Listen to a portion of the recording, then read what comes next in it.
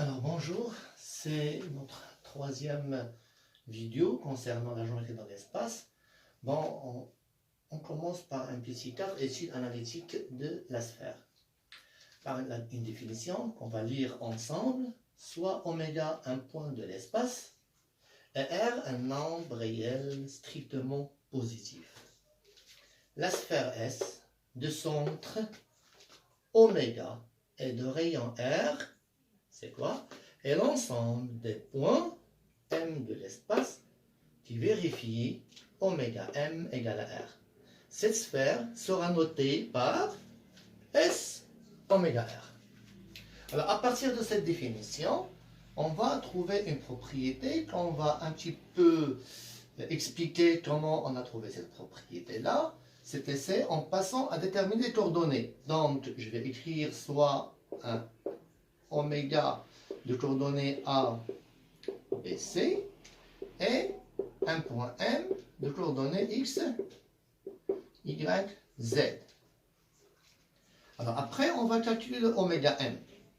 Alors si vous vous rappelez bien le premier vidéo, j'ai déjà donné la propriété, comment on calcule le oméga M, la distance oméga M, c'est la racine de X moins A au carré, Y moins B au carré, Z moins C au carré. Voilà la distance oméga M. Maintenant, si oméga M égale à R, c'est équivalent, voilà, je vais remplacer oméga M par l'expression calculée de R, la racine de X moins A au carré, plus Y moins B au carré, plus Z moins C au carré, égale à R. Alors après, je vais faire un carré aux deux termes de l'égalité. On aura x moins a au carré, plus y moins b au carré, plus z moins c au carré est égal à r au carré. Cette équation-là obtenue, c'est l'équation de la sphère de centre oméga et de rayon r, qu'on peut l'avoir sous forme développée. C'est-à-dire, on va développer tout ce calcul-là. On a donc, après avoir développé, un x carré moins 2ax plus y au carré moins 2by plus z au carré moins 2cz plus c au carré égale à r au carré. Voilà, c'est une forme générale de l'équation de la sphère. Alors cette notion-là, ou bien cette explication-là, on va l'écrire sous forme d'une propriété.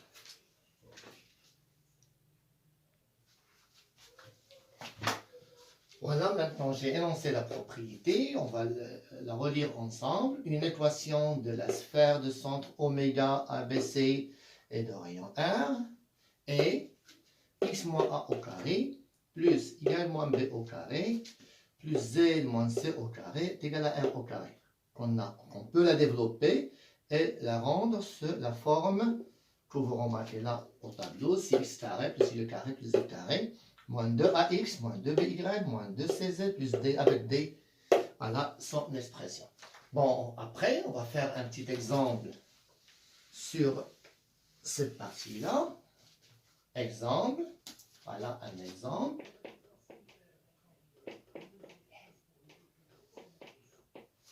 Alors, on prend oméga, soit oméga c'est 1, 2, moins 1, et R égale à racine de 2. Alors, déterminons l'équation de la sphère S de centre oméga et de rayon R. Alors, comment on va faire? Tout simplement, on va appliquer cette relation-là. Alors, on prend soit M de coordonnées x, y, z appartiennent à S. Donc, S de points, on va noter cette relation en remplaçant bien sûr A, B et C par leur valeur. Voilà, c'est x, pardon. C'est x moins 1 au carré, y moins 2 au carré, et z moins c'est plus 1 au carré est égal à racine de 2 au carré. qu'on peut la développer pour trouver une relation de la même manière que la deuxième. Voilà, c'est tout ce qui concerne une équation cartésienne d'une sphère. Bon, résumons. Pour déterminer une équation cartésienne d'une sphère, c'est ce qu'il nous faut. Il nous faut un centre et un rayon, jusqu'à maintenant. Alors, il nous faut un centre et un rayon. Si on a le centre et le rayon, on passe à appliquer tout simplement cette relation directe. Voilà.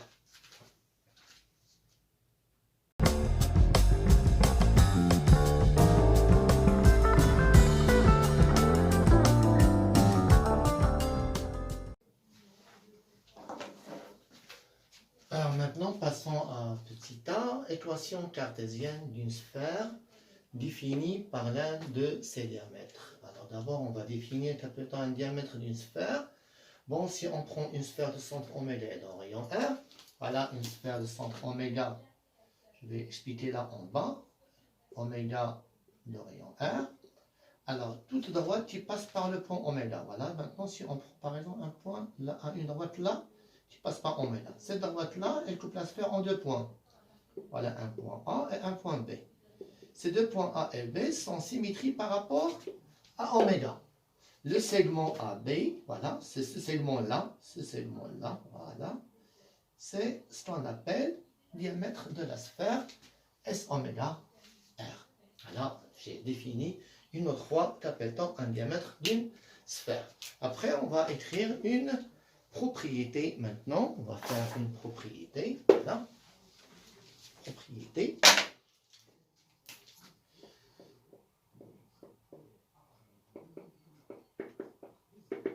On va écrire cette propriété-là. Alors voilà, on va lire la propriété ensemble. Soit A et B, deux points de l'espace, A différent de B. L'ensemble des points M de l'espace tels que MA scalaire MB égale à 0 et la sphère dont AB est l'un de ses diamètres. Bon, maintenant, on a un diamètre, on veut déterminer l'équation cartésienne de la sphère. Comment on va faire? Alors, on considère soit A de coordonnées XA, YA, ZA, et B de coordonnées XB, YB et ZB. Alors après, quel que soit M, X, Y, Z appartiennent au plan, appartiennent à l'espace, à l'espace E, on a le MA ou bien AM, c'est la même chose, c'est AM, c'est la même chose que MA, pour que le variable reste le premier. Donc on va calculer le AM, c'est quoi? C'est X moins XA, Y moins YA, et Z moins ZA. Même chose, BM, c'est X moins XB, Y moins YB, Z moins ZB. Voilà les coordonnées des vecteurs BM et AM. Alors après, je vais développer au-dessus. Donc, le AM scalaire BM égale à 0. C'est quoi? C'est équivalent. L'abscisse fois l'abscisse, c'est X moins XA, facteur de X moins XB, plus Y moins YA, facteur de Y moins YB, plus Z moins ZA, facteur de Z moins ZB, égale à 0. Alors, en développant cette expression-là, on va trouver l'équation cartésienne de la sphère vue dans la première partie. Résumons maintenant. Pour déterminer une équation cartésienne d'une sphère, on a deux possibilités. Ou bien avoir un centre et un rayon, et on applique la première propriété, ou bien avoir un de ses diamètres, et on applique la deuxième. Voilà, c'est les deux cas possibles pour déterminer une équation cartésienne d'une sphère. Alors, je vous donnerai un exemple maintenant qu'on va le faire.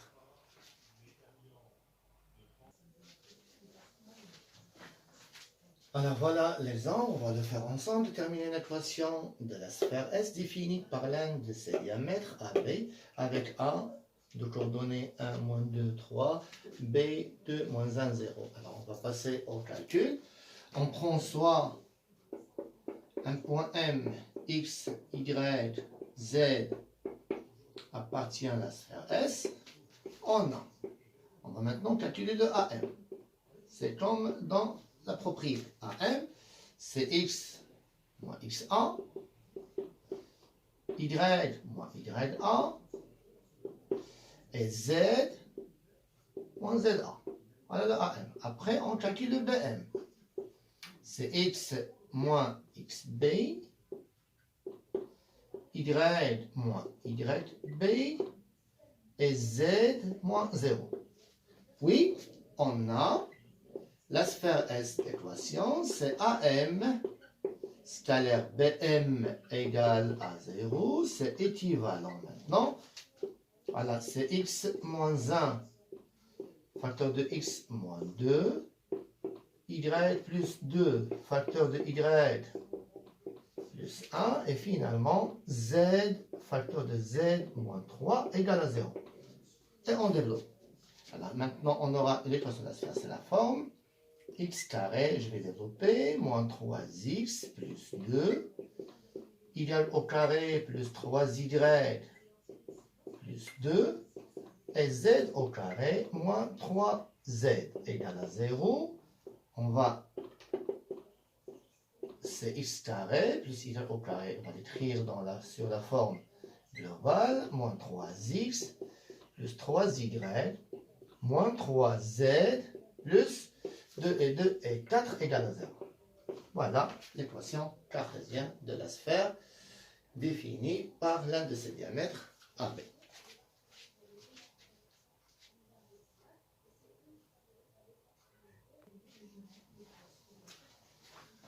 Alors maintenant, réciproquement, on voit réciproquement dans la partie 1, la partie petit a, on a vu comment on détermine une équation cartésienne d'une sphère. On a deux propriétés, ou bien par un centre et un rayon, ou bien par l'un de ses diamètres.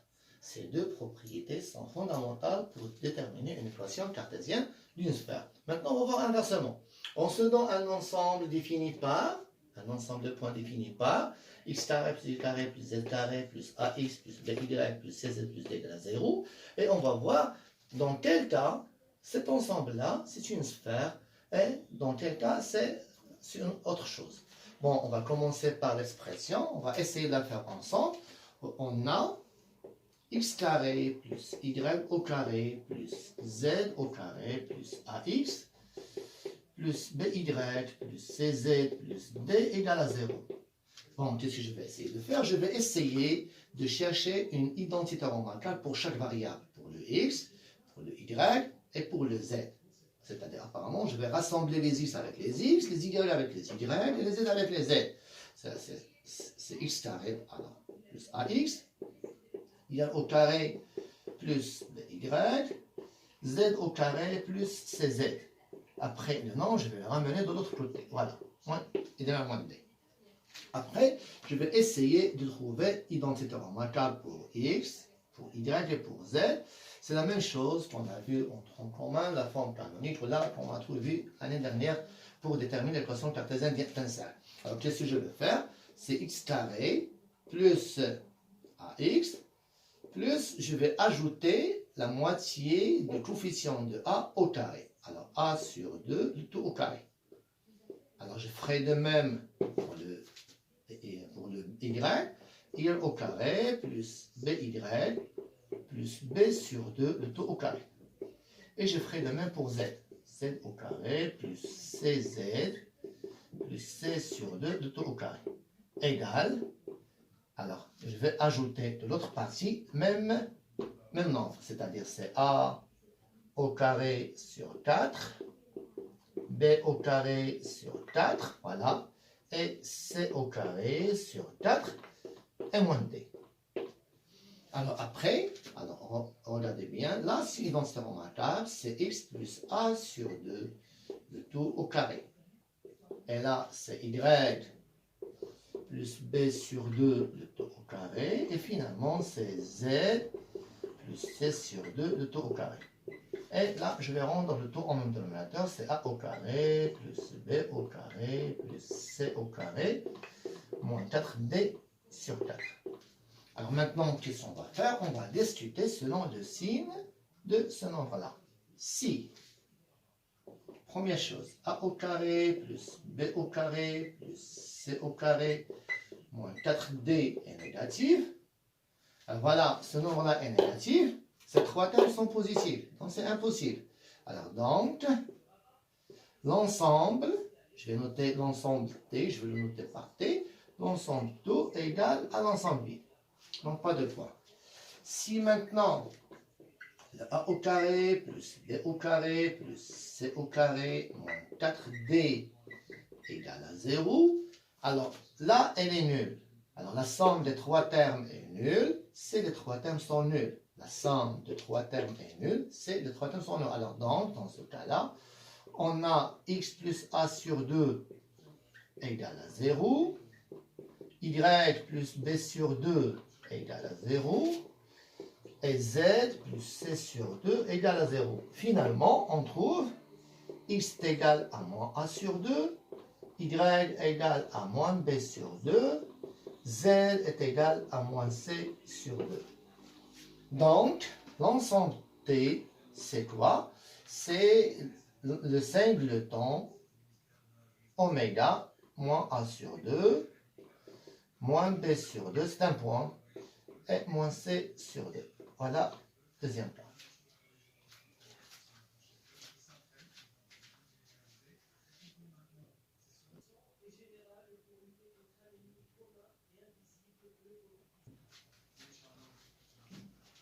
Voilà, on a vu deux cas. Si négatif, pas d'élément. Si égale à 0, l'ensemble taux, c'est un singleton, c'est un seul point. Maintenant, troisième cas, je vais effacer cette partie-là. Bon, troisième cas, si A au carré plus B au carré plus C au carré moins 4D est positif. Alors, on pose un R égale à A au carré plus B au carré, un R carré plus C au carré moins 4D sur 4. On a donc, voilà, le x plus A au carré, sur 2 au carré, y plus B sur 2 le tout au carré, z plus c sur 2 le tout au carré est égal à r au carré. Et voilà, cette relation-là, d'après la première propriété, le tout, c'est quoi? C'est la sphère de centre oméga de coordonnées moins a sur 2, moins b sur 2, et moins c sur 2. Et rayon, c'est quoi? C'est la racine de a au carré plus b au carré plus c au carré moins 4d sur 2. Voilà le rayon. Voilà les trois cas possibles pour cet ensemble-là. Alors c'est inversement, c'est la méthode avec laquelle on détermine l'ensemble, ou bien on détermine si on a une sphère, à partir de son équation, on détermine le centre et le rayon. Voilà, après propriétaire, on va faire quelques exercices d'application et voir d'autres choses.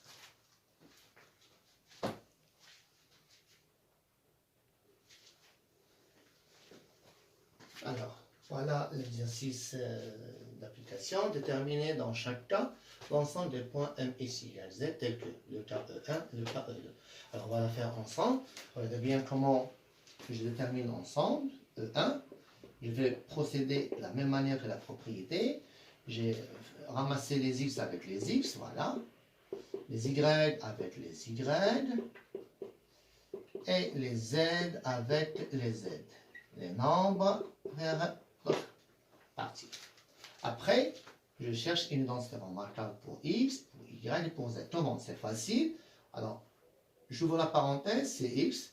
Je garde le même signe et je prends la moitié de 6. La moitié de 6, c'est 3. Tout au carré. Voilà l'identité remarquable directement. Après, même chose, y, je garde le même signe, c'est plus, et puis la moitié de 4, c'est 2. Tout au carré. Et même chose pour z. Z, je garde le signe, la moitié de 6, c'est 3. Le tout au carré. Égal. Qu'est-ce que je fais dans l'autre côté? Je vais ajouter les 3 carrés. Voilà, le carré de 3, c'est positif, c'est toujours des carrés qui sont positifs. Plus le carré de 2, plus le carré de 3. Et moins 6.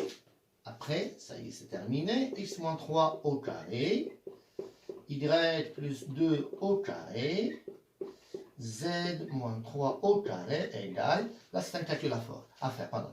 Alors, 9, c'est 18. 22, voilà, c'est 22 moins 6. Ça va donner finalement 16. Donc, E1, c'est toi. C'est une sphère de centre oméga. Regardez bien. L'abscisse, c'est l'opposé. L'opposé, c'est 3. L'opposé, c'est moins 2. L'opposé, c'est 3. R, c'est la racine. Racine de 16 égale à 4.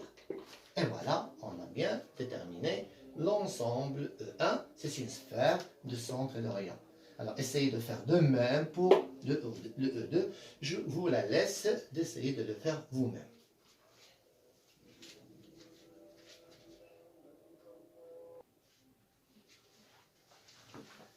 Alors maintenant, on va voir l'intersection d'une sphère et une droite. Alors, je vais faire cette partie du cours par des exemples. C'est plus facile à retenir. Bon, on va prendre une droite D, déterminée par une représentation paramétrique x égale de t, y égale 5 plus t, z égale à 1 moins 2t. T appartient à R. Et on va prendre une sphère d'équation x carré plus y au carré plus z au carré plus 6x moins 4y plus 2z, moins 2z plus 5 égale à 0. Autant donné. C'est la représentation paramétrique de la droite et l'équation cartésienne de la sphère. On va chercher leur intersection. Comment? C'est facile. On va résoudre le système formé par la sphère et la droite. C'est-à-dire, on résoudre le système. Ce système-là, je vais l'écrire, c'est x est égal à 2t, y est égal à 5 plus t, z est égal à 1 moins 2t. En bas, et en bas, voilà, je vais écrire l'équation de la sphère. X carré plus y au carré plus z au carré plus 6x moins 4y moins 2z plus 5 égale à 0. Qu'est-ce que je vais faire? Je vais remplacer x dans la sphère par sa valeur, le y, même chose, et de la même chose. Passons en calcul. Donc, c'est un calcul tout simplement à faire. On a 2t au carré, voilà, j'ai remplacé x. Puis je remplace y, c'est 5 plus t, le tout au carré. Après, je remplace z, c'est 1 moins 2t, le tout au carré. Plus 6 fois 2, c'est 12t. Et moins 4, facteur de 5 plus t. Après, c'est moins 2, facteur de 1 moins 2t. Et finalement, plus 5, égale à 0. Après, c'est un calcul à faire. Donc, c'est 4t au carré, plus 25, plus 10t, plus t au carré, plus 1, moins 4t, plus 4t au carré, plus 12t, moins 20, moins 4t, moins 2, plus 4t, et plus 5 égale à 0. Alors, on passe maintenant, c'est 4t au carré, 4t et t. Alors, tout ça, c'est 9t au carré. Bon, les carrés que l'on sait, c'est calculé. Après, c'est moins 4t et moins 4t, c'est moins 8t. Alors, 4t avec moins 4t, c'est 0. Alors, il reste moins 4t avec 12, ça reste 8. Plus 10, c'est 18t. Voilà, pour les t. Tous les t. Voilà, c'est terminé. Alors, après, on passe aux valeurs. 25, elle reste. Alors, 25, elle reste 5. Voilà. 5 plus 5, c'est 10. 10 plus 1, c'est 11. Moins 2, c'est 9. Égal à 0. Donc, on a un t au carré plus 3, pardon, c'est... On simplifie par 9, c'est 2t. Plus 1 égale à 0. Là, on a un t égal à moins 1. Puisqu'on a trouvé un seul t, donc, la droite est tangent à la sphère S en un point. Ce point-là, je vais le dire H, c'est coordonné, je vais remplacer T là. C'est moins 2. Là, c'est 4. Et là, c'est 3. Et voilà, premier cas. Si on trouve un seul T, c'est tangent.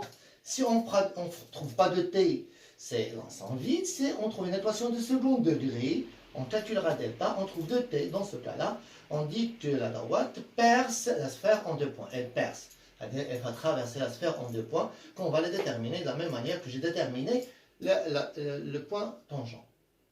Voilà.